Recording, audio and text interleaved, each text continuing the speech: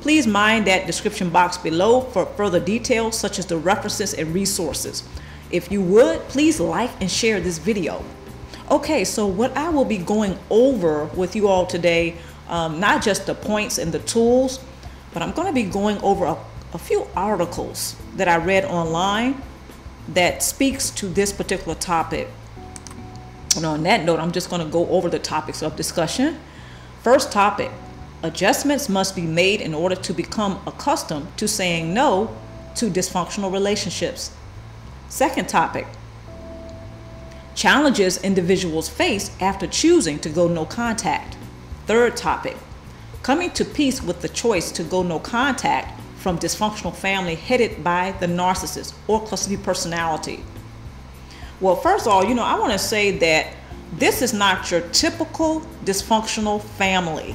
This is not your typical dysfunctional family because it's headed by a narcissistic personality or a person who has a cluster B personality. A person who has a cluster B personality and a person who has a narcissistic personality, what they tend to do is they tend to emotionally bully other family members into submitting to him or her in order to supply their false self-image. So there's a lot of bullying going on in this particular dysfunctional family. In your typical dysfunctional family, yes, there's some emotional manipulation. However, they're not headed by someone who has a personality disorder. This is why there's your typical dysfunctional family, and then there's your dysfunctional family headed by a narcissist or those who have a cluster B personality. The contrast is actually there. However, sometimes that contrast can be very subtle. The cluster B personality and the narcissist, they have a personality disorder. So their methods for abusing others within the family unit is going to be quite different. There's your contrast from someone who is an abuser who is heading a dysfunctional family, yet they don't have a personality disorder. Okay, now some people end up leaving when they become old enough, okay, when they're up in age, right?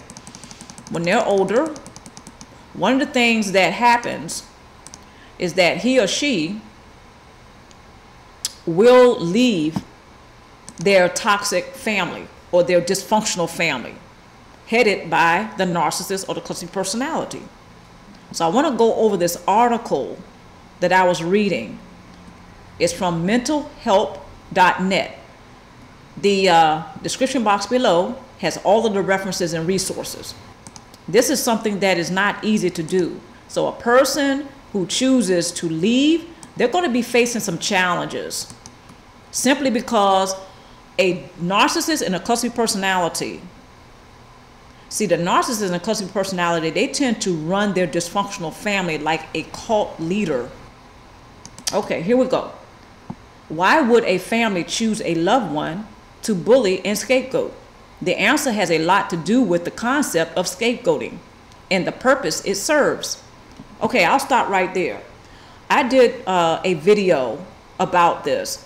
Now, what I said in the video that I did about scapegoating is that, yes, there is a purpose for scapegoating.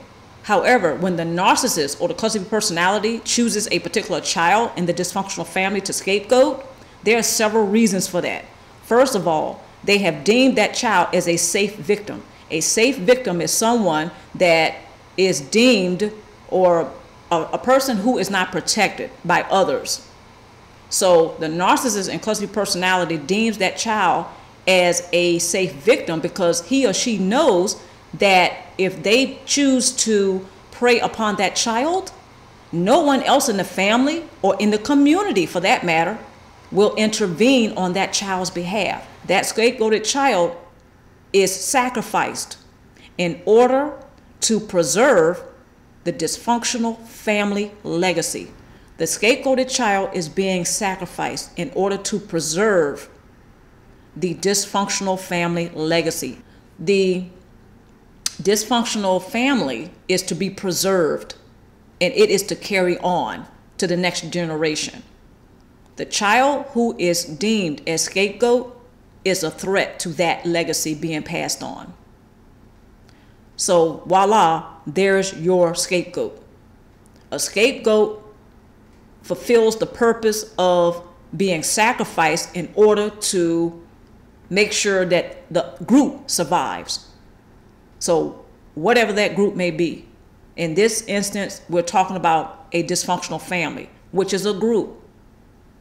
So the child who is deemed as a scapegoat has been sacrificed in order for the rest of the group to survive, which is the dysfunctional family. So I know that sounds twisted and I know that sounds pretty grim, but when you look up the word scapegoat, look up the definition, you will then understand what I just stated. Incredible as it may seem, incredible as it might seem, there are families that scapegoat a loved one, even into and including adulthood. For a variety of reasons, we will explore one member becomes the target of accusations, blame, criticism, and ostracism.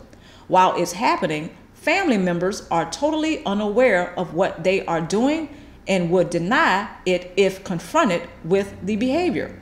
Often, scapegoating begins in childhood and continues into and throughout adulthood. Okay, now there are several points here that I do agree with. What I do not agree with is that some family members do not know what they're doing. This is the sentence that I disagree with.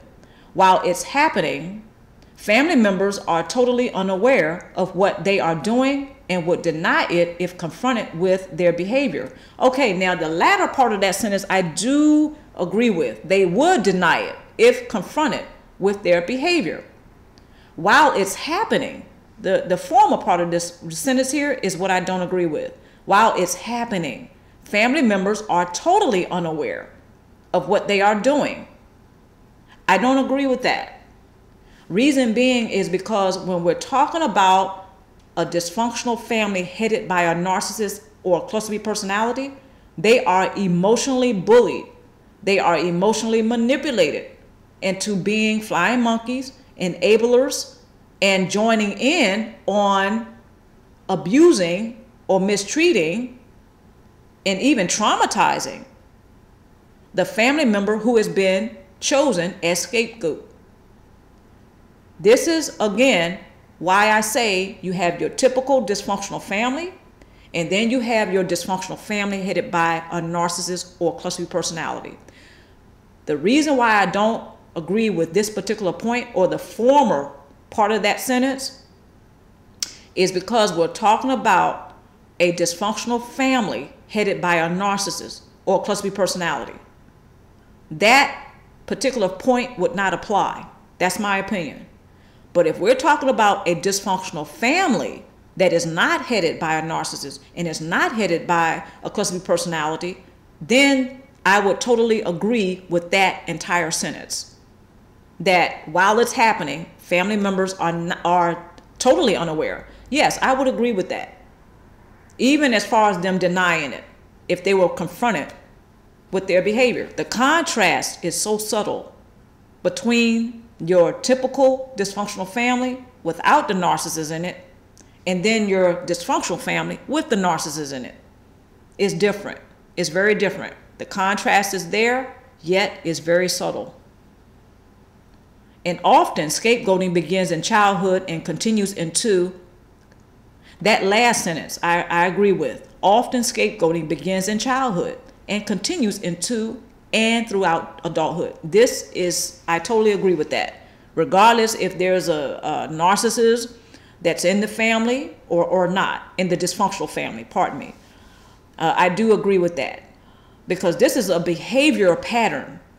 Dysfunctional families, one of the things that they have in common, there's a lot of things they have in common, but one of the main things that they have in common is that their dysfunctional behavior goes on into the next generation and so on and so on and so on until someone in the family or certain family members wake up and they realize, oh my goodness, this is not why I'm here on this planet.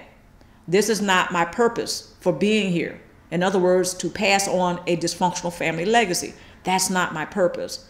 The person is not saying that they're better than their family. They just woke up and they realized, hey, this is not why I'm here. This is not part of my purpose for being here on the planet. And some people do wake up, obviously, because we hear the testimonies of people leaving these types of dysfunctional families because they have awakened and they realize that it's not part of their purpose to pass on a dysfunctional family legacy. I don't think that family members don't necessarily know what they're doing. The narcissist absolutely knows what he or she is doing. Let's make that clear. However, when it comes to the other family members that are being emotionally manipulated and or bullied by the narcissist to become either an enabler or a flying monkey, then one may say, well, maybe they really don't know everything they're doing. Well, I say it can go either way. Some enablers and some flying monkeys, they do begin to see the writing on the wall, yet they go along with the narcissist anyway. This has been testified over and over. There's a lot of testimonies out here about that, people who have gone through this.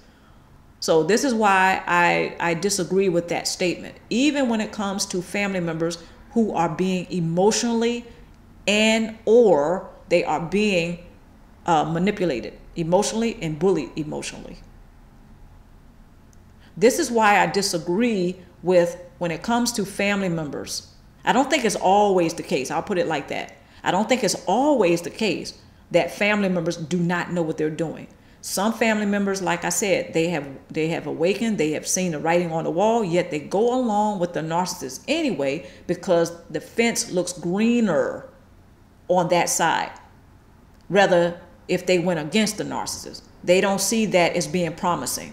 So they join the narcissist because they look at it as more beneficial to him or her, pardon me. They look at it as more beneficial. So rather than standing up to the narcissist and saying, hey, you know, this is wrong, they go along with the narcissist because they benefit from it. This is another reason why I say I don't think that those family members always do not know what they're doing. There are times that family members, they don't know. While they are abusing or mistreating the scapegoat, okay, which is headed by, all of this is headed or all of this is orchestrated by the narcissist who's heading the dysfunctional family. So while all that's going on, some family members don't know until later on when the scapegoat is no longer around. Then they wake up and then they realize what has been happening in their family. But while the scapegoat is available and while the scapegoat is being mistreated by him or her, not just the narcissist, but this could be a sibling, this can be a cousin, this can be the other parent, it can be a grandparent, you know, aunts, uncles. Later on, they may wake up and they may see, oh my goodness, I was a part of something horrible. They may say or think something like, well, I remember when the narcissist would say certain things about that particular scapegoated family member and so on and so on. But I went with it because it was believable at that time. But now that the scapegoat is no longer around, I can see a little bit more clearly. This is something that those who have been scapegoated in their families realize, is that after they're no longer available, some family members wake up, some of them. However, some of them still do not wake up, even after the scapegoated family member is no longer available. But like I said, it goes either way. I do think that some family members are aware, even while the abuse is going on. I do think that they are aware. And I do think that some aren't aware. It depends on the circumstances. It depends on the situation. And it depends on the individual. Actually, when I look at that, that's another way that that family member is being scapegoated. Because the family members who may kind of see what's going on, but yet they go along with it anyway, they're sacrificing the scapegoat.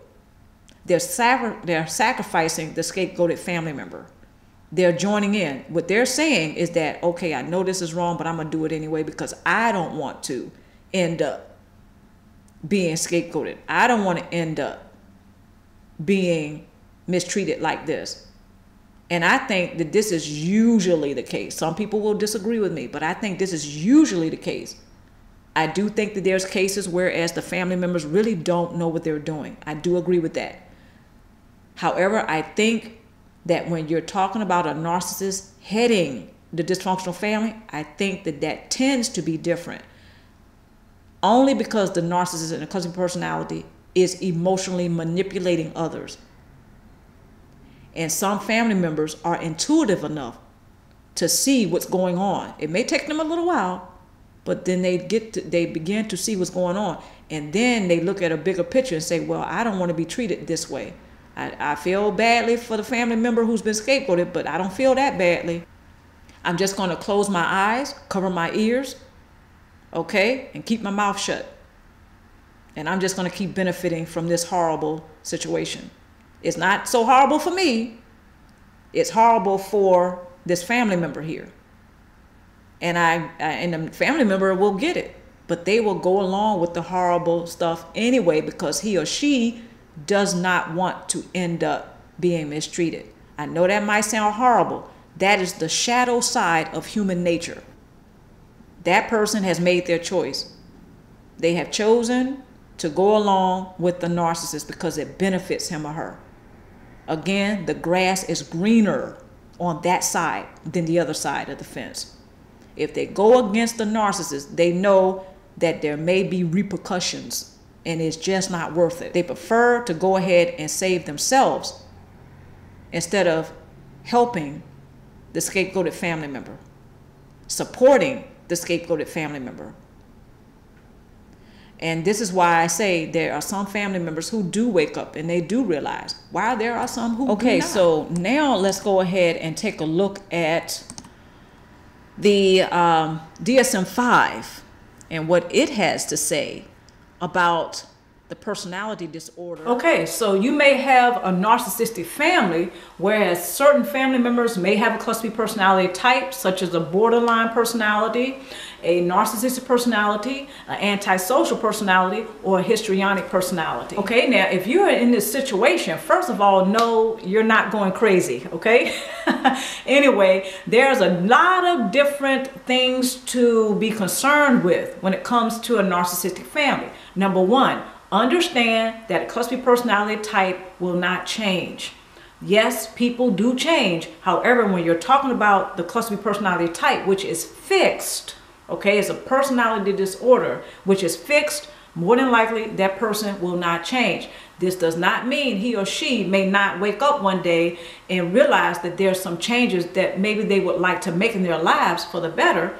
That doesn't mean that doesn't happen. It just means that more than likely you are not to waste your time or your life, you know, waiting for them to change. It's probably not going to be a good idea. Very often when people change, it's not due to anyone else. It's because something within them has alerted them it's time to change. And so they behave accordingly. They make the necessary steps to do so. Again, it rarely has anything to do with anyone else. So if you have a narcissist or cluster B personality type in your life and you're very frustrated, you may be angry, you may be hurt, you may be depressed, you may even be fearful that they will never change. Again, no worries, you're not going crazy. Narcissists and cluster B personality types often don't have the desire to change. Okay, now certain cluster B personality types, such as a histrionic personality, they may have the desire to change, and you never know when that's going to happen. Nor should you put your life on hold to wait around for that to happen, because that may not ever happen. Now, some people who go no contact, they feel guilty because they have been groomed by narcissistic parents and or grandparents to please everyone else except themselves. So when a person goes no contact, the withdrawal symptoms are probably going to kick in. Codependent relationships are highly addictive. If you were groomed by a narcissistic parent and or grandparents to take care of everyone else, such as parent them, put everyone else before you, self-sacrifice, okay, please everyone else. Yeah, you were groomed to put everyone before you. So when you make a decision to go no contact, or should you do that, you're probably going to feel guilty. So when you go no contact, just remember, this is just like a reflex. When you start taking care of yourself more, when you start practicing self-preservation, when the emotional disciplines kicks in, you know, you're not so reactionary. When you start to really practice personal boundaries, just remember, the narcissist and or cluster B personality type that may be a part of your family, they're not going to change.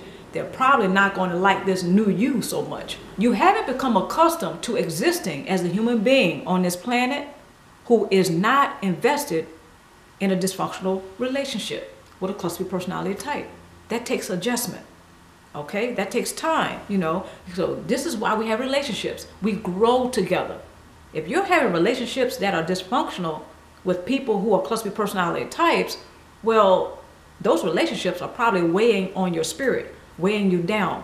You're probably feeling depressed, frustrated, angry. You know, you may feel hopeless. Tool number one, build your support base. Have that support base. You need a constructive outlet to express what you have experienced. Tool number two, don't waste a lot of time and energy waiting for the narcissist to change, waiting for the cluster B personality type that you love and care about to change. Don't waste your life. Don't miss out on your life. Your life has purpose. Third and final tool, make sure you have some activities going on in your life that will serve as a distraction from all the drama and chaos and conflict that's probably going on in your narcissistic family. All right? I don't know if you're the scapegoat, the golden child. I don't know where you fall there on the scale, but wherever you fall on the scale within your dysfunctional family, such as a narcissistic family, I just want you to know something. Your life does have purpose. You don't have to change for anyone else, and guess what? No one else has to change for you either. So if you have other people in your life that you can bond with, this is a great distraction from your narcissistic family. And this also can help you to not focus so much on what's not going good in your life, because that can bring a person down. Okay, and we don't want you to feel down. Friendly reminder, there are new videos coming out every Sunday and every Thursday on this channel. Please check the description box below for further resources and details to each video. There are some people who are asking me questions, and I appreciate the questions. However, I do have a video archive. I want to welcome and invite everyone to check out my video archive. There are nearly 1,000 videos, so you may find something that you're concerned about amongst the video archive. Okay, so I appreciate the questions, but please check out my video archive. Okay, stars, so having said all that, please take care of yourself and stay tuned for more vlogs and videos. Mwah!